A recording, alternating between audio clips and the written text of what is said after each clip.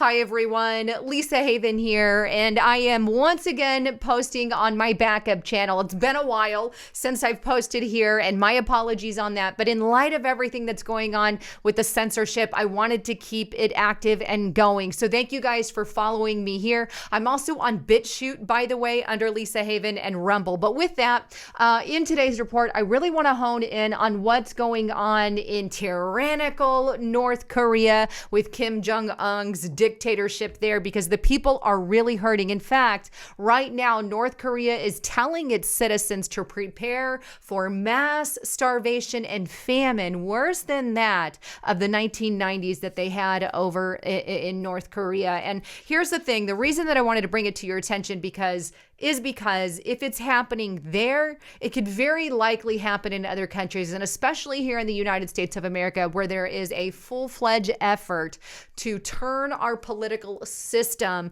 from a constitutional ground republic into a socialist communist style form of government. And if we get that form of government, which we're almost there, we could end up looking a lot like North Korea, which is really why I wanted to bring it to your attention. But here it is. AmericanMilitaryNews.com. North Korea tells the citizens to prepare for a famine worse than the 1990s. Now, the article states this: the authorities in North Korea are warning residents to prepare for economic difficulties as bad as the 1994 to 1998 famine, which killed millions of people, RFA has learned. But experts say the situation is dire, but possibly not that extreme. Either way, imagine getting that as someone living in North Korea, a very challenging, is not even a bold enough word, a very hard country to live in because all your freedoms are revoked. But it goes on to say this: the 1990s famine was a result of economic mismanagement and the sudden collapse of North Korea's patron, the Soviet Union. As much as 10% of the North Korean population lost their lives, according to some estimates, while hundreds of thousands of people fled to China.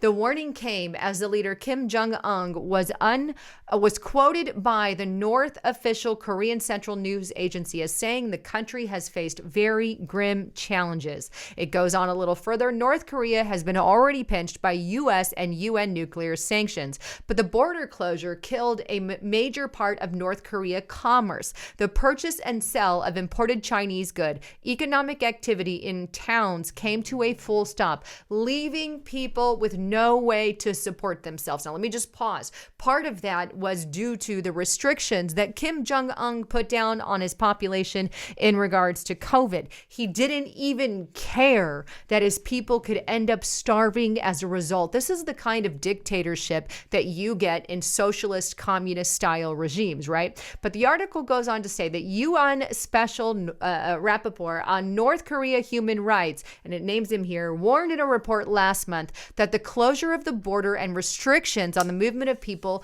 could bring a serious food crisis, and now they're having one. Deaths by starvation have been reported and has an increase in the number of children and elderly people who have resorted to begging as families are unable to support them, the report says. Please keep them in your prayers. It goes on, the authorities have tried to push us on their propaganda that the lives of the people will be in full bloom, referring to the full development of our style of socialism.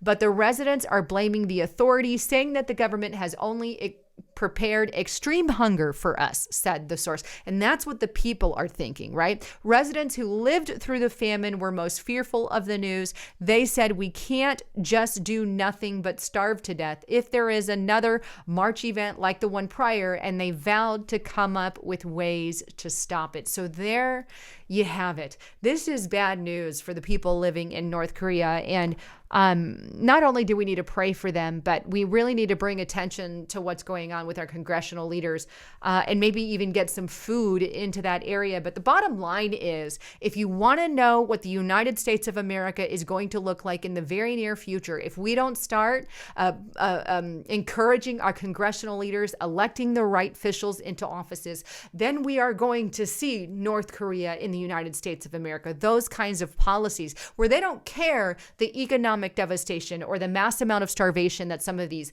restrictive policies cause, they will allow it to happen anyway. And we have to keep that at the forefront. I don't want North Korea style policies in the US. And another country we could absolutely look like is that of China. And it's already creeping its way into the United States of America. Now, there's already a social score over in China, a social credit score, if you will, in the country of China. And this particular score scores the citizens based off of if they talk bad about the government, which they make illegal, if you will, if you jaywalk or cross the street or don't pay your taxes or fill in the blank. It's just a way for the government to control the everyday life of their citizen in China.